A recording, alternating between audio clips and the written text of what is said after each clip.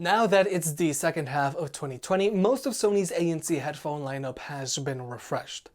First, we got the Sony WH-H910Ns, aka the H.ear 3s, great names by the way.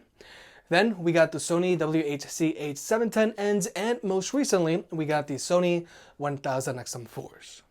But now, the Sony XB900Ns, which were released in the summer of 2019, are the oldest headphones here, so they're the most likely to get upgraded next. So here's my wish list of what I would like to see on the next version of these, and when I think we'll actually get to see them. Now, first off, when it comes to names, I think the replacement of these will be called the Sony WH-XB910Ns. Sony has just been adding 10s to the majority of their products. They did it with the WH-H900Ns, aka the H.ear 2s, and they also did it with the WH-710Ns. Which, hot take, I prefer these to the current 710Ns. Now, when it comes to availability, I think that we'll see the Sony XB910Ns either in the spring or summer of 2021. As of the recording of this video, Sony hasn't put out any new FCC applications recently referring to any pair of headphones. And besides, I feel Sony is going to want to push out as many units of the XB900Ns this holiday season as they can.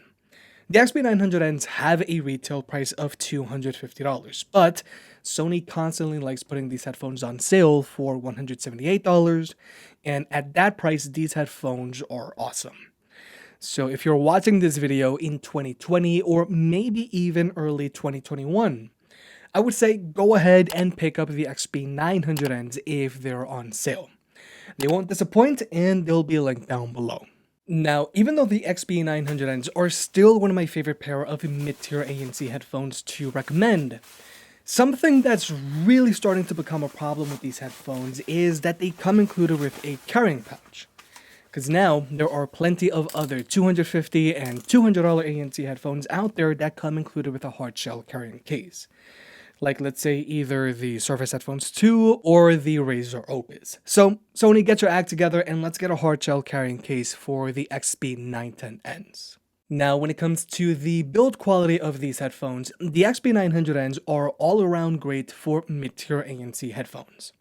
They're very well built, they're sturdy, they have zero cracking or squeaking whenever you flex them, and their leatherette feels decent. I actually prefer the feel of this leatherette over the leatherette found on the 1000XM4s. And when it comes to fit, these headphones should fit most people just fine. They're big hitter approved because they don't have a lot of clamping force. They're very lightweight, weighing in at 254 grams.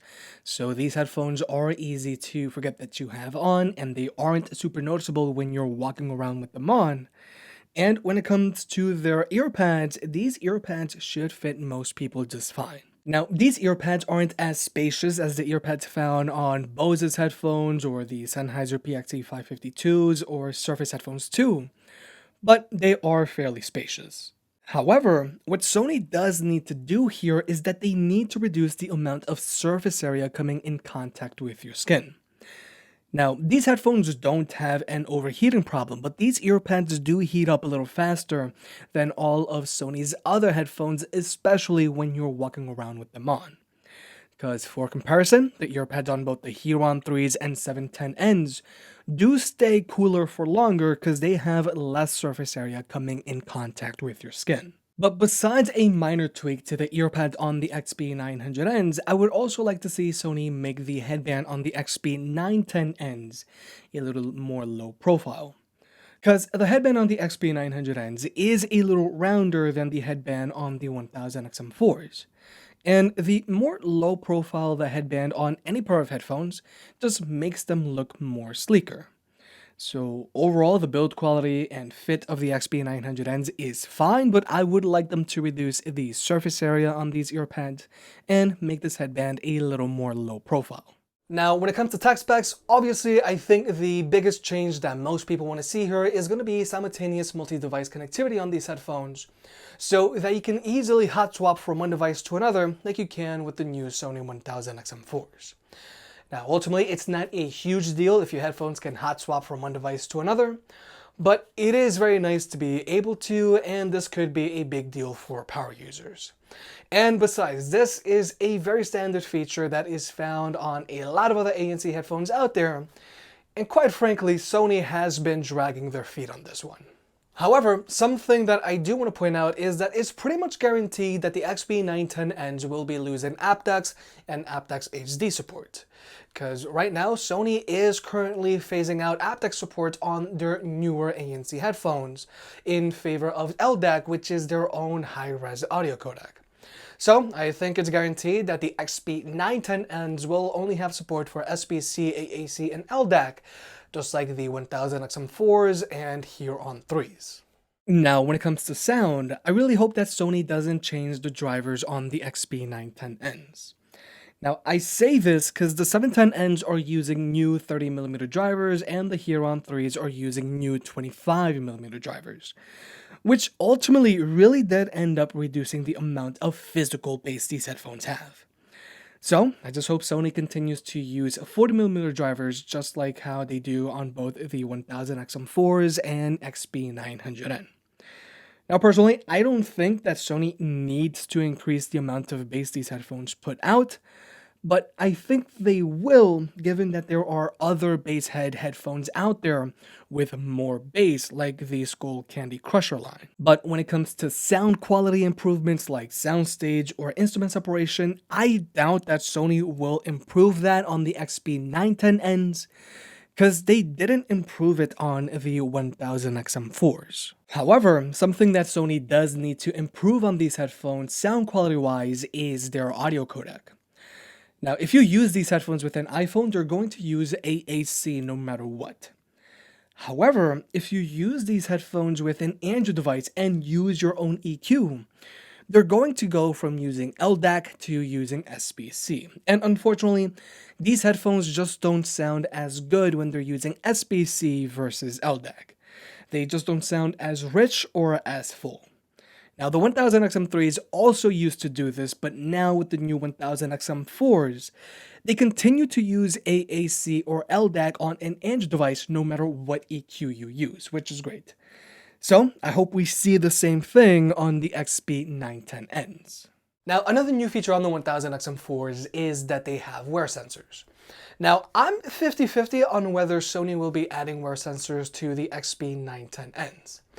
On one hand, they might want to keep the wear sensors exclusive to their more premium ANC headphones, but on the other hand, there are mid-tier ANC headphones out there that have wear sensors, like the Surface headphones too. So personally, I'm not sure if the XB910Ns will have wear sensors, but even if they do, I'm just gonna turn them off.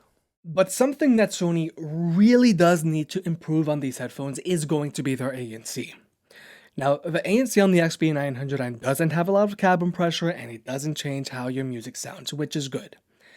But Sony does need to increase the amount of noise these headphones block out because the XB900Ns block out the least amount of noise in Sony's whole ANC headphone lineup.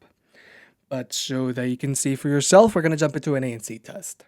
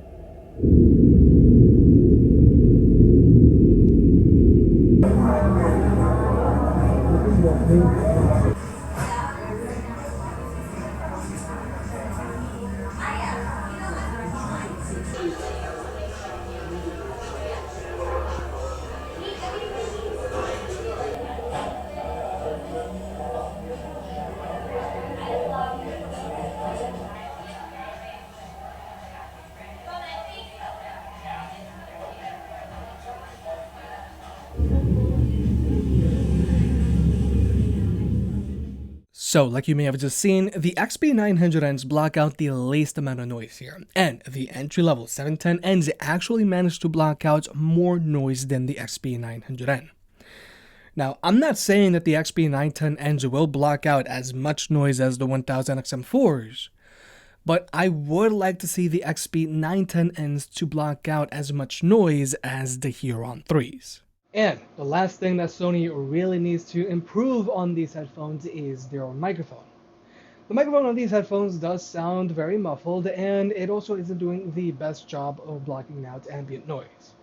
Because right now, I've got this AC unit turned on, and if we were to switch over to my lapel microphone, you're going to clearly hear that AC unit.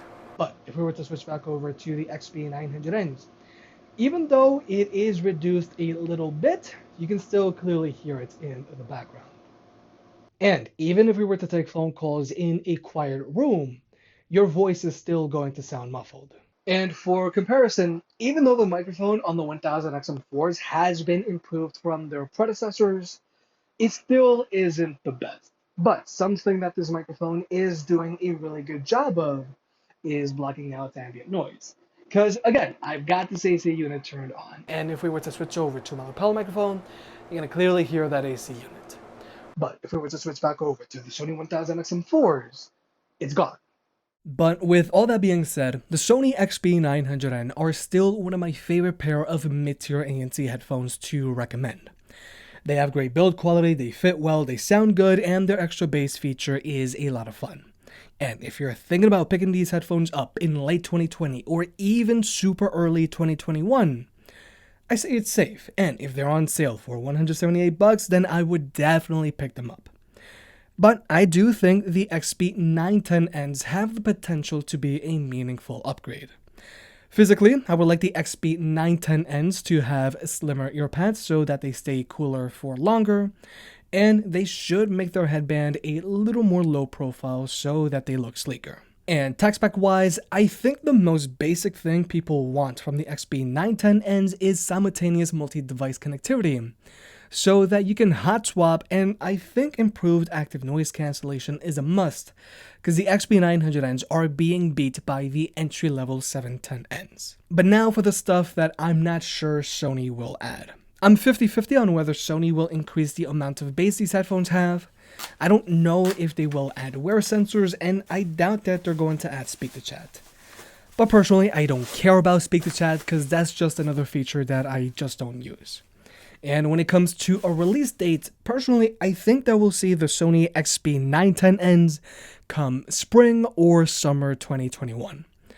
But bare minimum, the XB910Ns better come included with a hard shell carrying case.